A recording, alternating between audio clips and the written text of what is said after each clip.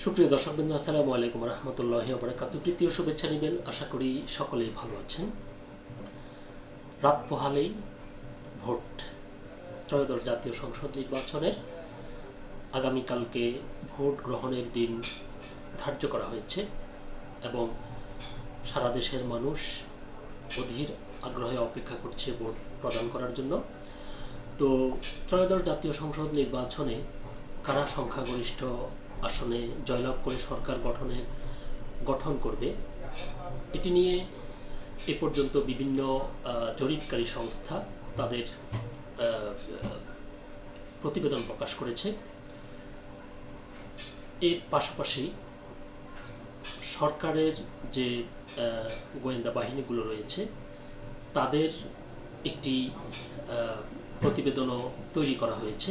যদিও জরিপকারী সংস্থাগুলো যে প্রতিবেদন প্রকাশ করেছে সেগুলোর উদ্দেশ্য হচ্ছে জনমতের যে অবস্থান মানুষকে সেটি জানানো, কিন্তু গোয়েন্দা প্রতিবেদনের গোয়েন্দা ইউনিটগুলো তারা যে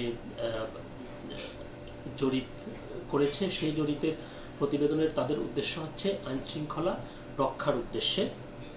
তো দৈনিক যুগান্তর পত্রিকায় একটি প্রতিবেদন প্রকাশিত হয়েছে। মোটামুটি অনেকগুলো আসনে গোয়েন্দা প্রতিবেদনে যে তথ্য উঠে এসেছে সেখানে তারা আসলে কোন আসনে কার জয়ের সম্ভাবনা রয়েছে এরকম একটা তালিকা যুগান্তর দাবি করছে যে তাদের হাতে এসেছে। যদিও সরকারের পক্ষ থেকে সেটি প্রকাশ করা হয়নি, কিন্তু যুগান্তর তাদের নিজস্ব ওয়েতে তারা সেটি হাতে পেয়েছে এবং আজকে যুগান্তর পত্রিকা তারা সেটি প্রকাশ করেছে। চলুন দেখি আমরা যে যুগান্তর পত্রিকায় প্রকাশিত যে প্রতিবেদনটি, অর্থাৎ বেশিরভাগ অর্থাৎ অনেকগুলো আসনে কোন আসনে কে জয়ের সম্ভাবনায় রয়েছে। তো চলুন দেখি আমরা সেই খবরটি, যার শিরোনামে বলছে যে ত্রয়োদশ জাতীয় সংসদ নির্বাচনে গোয়েন্দা প্রতিবেদনে এগিয়ে বিএনপি। এটি হচ্ছে খবরটির শিরোনাম। বিস্তারিত বলছে যে ত্রয়োদশ জাতীয় সংসদ নির্বাচন নিয়ে বিভিন্ন পক্ষ থেকে করা হয়েছে বেশ কয়েকটি জরিপ। চলছে নানান হিসাব নিকাশ। বিভিন্ন সংগঠনের পাশাপাশি আইনশৃঙ্খলা বাহিনীর বিভিন্ন ইউনিট ও সরকারের একাধিক গোয়েন্দা সংস্থাও জরিপ চালিয়েছে। মূলত আইনশৃঙ্খলা পরিস্থিতি রক্ষা এবং যথাযথ নিরাপত্তার চক প্রণয়নের লক্ষ্যেই আইন প্রয়োগকারী সংস্থাগুলোর জরিপ। এই কারণেই এসব জরিপের ফলাফল প্রকাশ করা হয়নি। বলছে যেহেতু এটি মানুষকে জানানোর কোনো উদ্দেশ্য নেই, এজন্য এটি প্রকাশ করা হয়নি। তবে একটি গোয়েন্দা সংস্থার জরিপ প্রতিবেদনের কপি যুগান্তরের হাতে এসেছে। মানে অনেকগুলো সংস্থাই এই জরিপটি করেছে, তার মধ্যে একটি গোয়েন্দা সংস্থার জরিপ যুগান্তর তার হাতে এসেছে বলে দাবি করেছে। ওই প্রতিবেদন অনুযায়ী বাংলাদেশ জাতীয়তাবাদী দল বিএনপি বেশ এগিয়ে আছে। বিএনপির মূল প্রতিদ্বন্দ্বী জামায়াত ইসলামীর সঙ্গে হলেও বেশ কয়েকটি আসনে বিদ্রোহী প্রার্থী জয়লাভ করতে পারেন বলেও প্রতিবেদনে উল্লেখ করা হয়েছে। বলা হয়েছে ত্রিমুখী এবং চতুর্মুখী লড়াই হবে কোনো কোনো আসনে। গোয়েন্দা প্রতিবেদনের তথ্য অনুযায়ী পঞ্চগড় এক আসনে বিএনপি প্রার্থী ব্যারিস্টার নওশাদ জমির জয়লাভ করবেন। পঞ্চগড় 2 আসনে জয়লাভ করবেন বিএনপি প্রার্থী ফরহাদ হোসেন আজাদ।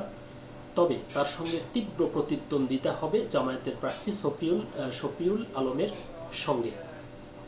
তো এখানে পঞ্চগড় এক আসনটিতে কিন্তু প্রার্থী হয়েছে 11 দলীয় জোটের মনোনীত প্রার্থী সার্জিস আলম।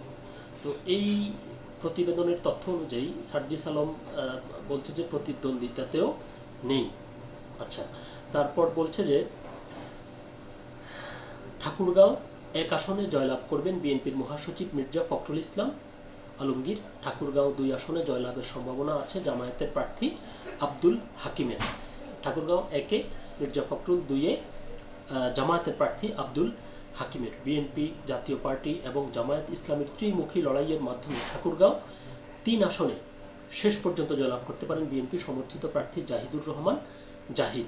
দিনাজপুরের 6টি আসনের মধ্যে থেকে 4টি আসনে বিএনপি জয়লাভ করবে উল্লেখ করে প্রতিবেদনে বলা হয় দিনাজপুর 4 আসনে জামায়াতের প্রার্থীর জয়লাভের সম্ভাবনা বেশি। আর দিনাজপুর 5 আসনে স্বতন্ত্র প্রার্থী বিএনপির বিদ্রোহী AKM কামরুজ্জামান বিজয়ী হতে পারেন। নীলফামারীর 4টি আসনের মধ্যে একটি করে আসনে বিএনপি ও জামায়াত নিশ্চিত জয় পাবে বলে উল্লেখ করা হয়েছে। একটি আসনে বিএনপি ও জামায়াতের মধ্যে হাড্ডাহাড্ডি লড়াই হবে। অপর আসনটিতে ত্রিমুখী লড়াই হবে বিএনপি, জামায়াত ও জাতীয় পার্টির মধ্যে। লালমনিরহাটের 3টি আসনের মধ্যে 2টি বিএনপির জয় পাওয়ার সম্ভাবনা আছে। একটিতে তীব্র প্রতিদ্বন্দ্বিতার কথা বলা হয়েছে জামায়াত ও বিএনপির মধ্যে। রংপুরের 6টি আসনের মধ্যে 3টি বিএনপি, 2টি জামায়াত ও একটিতে জাতীয় পার্টির জয়লাভের সম্ভাবনা আছে। অর্থাৎ যেটি জাতীয় পার্টির দুর্গ, সেই দুর্গে বলছে যে জাতীয় পার্টি মাত্র একটি আসন পেতে পারে এবং সেখানে মোট আসন হচ্ছে 6টি, এর মধ্যে 3টি বিএনপি জিতবে, 2টি জামায়াত আর একটি জাতীয় পার্টি। আচ্ছা, তারপর কুড়িগ্রামের 4টি আসনের মধ্যে বিএনপির 3টি আসন পাওয়ার সম্ভাবনা আছে বলে জানানো হয়েছে। অপর আসনে কুড়িগ্রাম 1 বিএনপি, জাতীয় পার্টি, জামায়াত ও হাতপাখার মধ্যে চতুর্মুখী লড়াই হবে। গাইবান্ধার 5টি আসনের মধ্যে 2টি করে আসন বিএনপি ও জামায়াত পেতে পারেন। একটি আসনে বিএনপির বিদ্রোহী প্রার্থী জয়লাভ করতে পারেন। গাইবান্ধার 5টি আসনের বিষয়ে বলা হয়েছে এখানে 2টি আসন বিএনপি এবং একটি আসনে জামায়াত এগিয়ে আছে। একটি আসনে জামায়াত অথবা জাতীয় পার্টির যে কেউ জয়লাভ করতে পারেন। অপর আসনটিতে বিএনপির বিদ্রোহী প্রার্থীর জয়লাভের সুযোগ আছে। জয়পুরহাটের একটি আসনে জামায়াতে ইসলামী এবং বিএনপির মধ্যে তীব্র প্রতিদ্বন্দ্বিতার মাধ্যমে জয় পরাজয় নির্ধারণ হবে। অপরটিতে বিএনপির প্রার্থীর জয়লাভের সম্ভাবনা বেশি। এরপর আসছে বগুড়া। বগুড়ার 7টি আসনের বিষয়ে বলা হয়েছে এখানে 6টিতে বিএনপির জয়লাভের সম্ভাবনা আছে আর একটিতে, যেটি বগুড়া 3, বিএনপি এবং জামায়াতের হাড্ডাহাড্ডি লড়াই হবে। চাঁপাইনবাবগঞ্জের 3টি আসনের মধ্যে একটিতে বিএনপির জয়লাভের সম্ভাবনা বেশি, অন্য 2টিতে হাড্ডাহাড্ডি লড়াই হবে বিএনপি ও জামায়াতের মধ্যে। বলা হয়েছে নওগাঁর 6টি আসনের মধ্যে 4টি বিএনপির জয় পাওয়ার সম্ভাবনা আছে, 2টিতে বিএনপি ও জামায়াতের মধ্যে লড়াই হবে তীব্র। একই অবস্থা রাজশাহী জেলার 6টি আসনের ক্ষেত্রেও। নাটোরের 4টি আসনের মধ্যে একটি করে আসন জিততে পারেন জামায়াত, বিএনপি এবং স্বতন্ত্র প্রার্থী। অপরটিতে বিএনপি এবং স্বতন্ত্র প্রার্থীর মধ্যে লড়াই হবে তুমুল। সিরাজগঞ্জে 6টি আসনের সম্ভাব্য ফলাফল হিসেবে বলা হয়েছে 4টি আসনে বিএনপির জয়লাভের সুযোগ বেশি আর 2টি আসনে জামায়াতের সঙ্গে বিএনপির লড়াই হবে হাড্ডাহাড্ডি। পাবনার 5টি আসনের মধ্যে 2টিতে বিএনপি ও 2টিতে জামায়াত জয়লাভ করতে পারেন। একটিতে বিএনপির দলীয় এবং বিদ্রোহী প্রার্থীর মধ্যে লড়াই হবে। মেহেরপুরের একটি আসন বিএনপি এবং অপরটিতে জামায়াত পাওয়ার সম্ভাবনা আছে।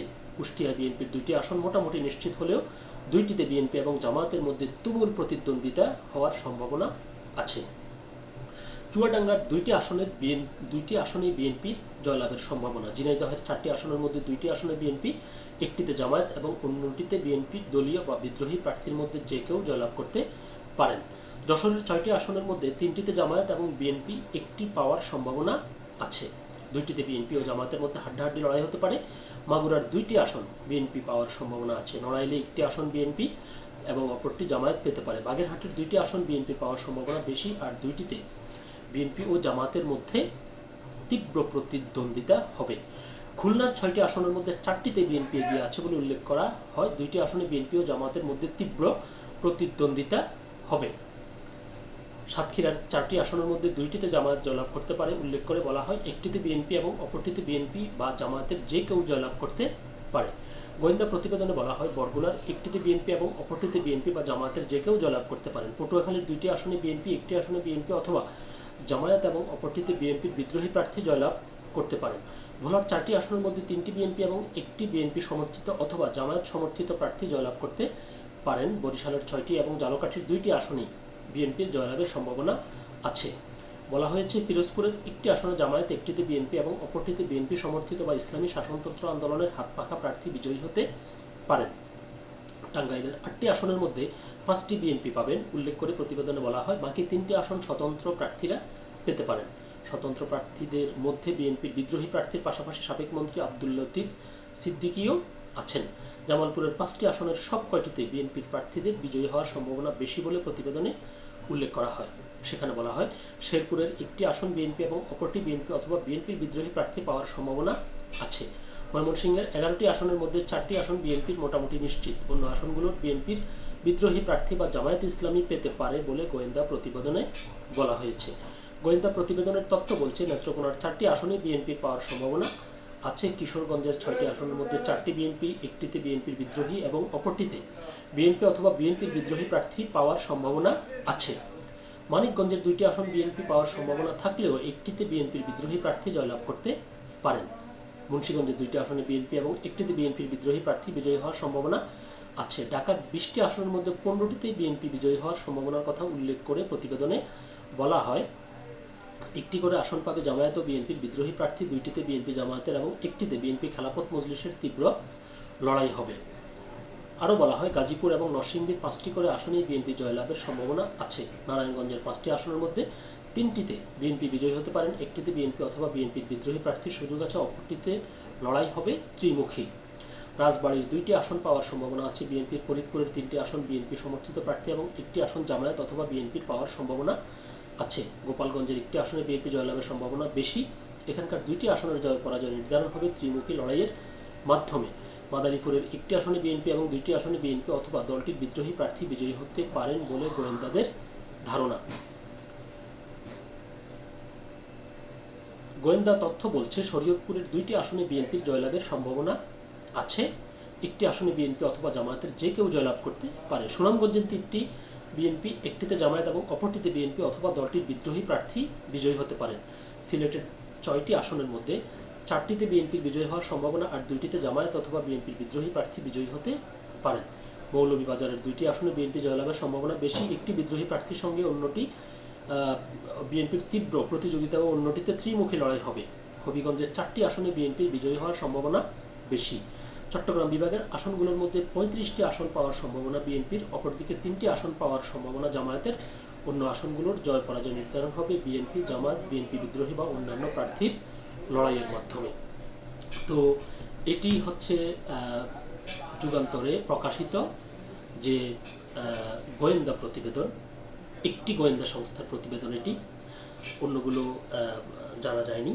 তো এরপরও শেষ কথা যেটি, সেটি হলো যত রকমের প্রতিবেদনই প্রকাশিত হোক না কেন, যত রকমের জরিপই হোক না কেন, সব কথার শেষ কথা হচ্ছে ভোটের বাক্সে ভোটাররা শেষ পর্যন্ত যাকে বিজয়ী করেন তিনিই বিজয়ী হবেন। এই সব জরিপ এবং প্রতিবেদন হচ্ছে অনুমান নির্ভর একটি সম্ভাবনা, একদম নিশ্চিত নয়। নিশ্চিত আমরা পাবো যখন ভোট গ্রহণ শেষ হওয়ার পর, যখন ফলাফল প্রকাশ করা হবে, তখনই বোঝা যাবে কোন জরিপকারী সংস্থার প্রতিবেদন কতটুকু সঠিক আর কতটুকু ভুল। তো আমরা সে পর্যন্ত সকলেই আশায় থাকব। আশা করছি ইনশাআল্লাহ আগামীকালকে সুন্দর এবং খুবই ভালো পরিবেশে সারা দেশের মানুষ তাদের ভোট প্রদান করে আগামী 5 বছরের জন্য সরকার নির্বাচিত করবেন। সকলে ভালো থাকবেন, সুস্থ থাকবেন। আল্লাহ হাফেজ।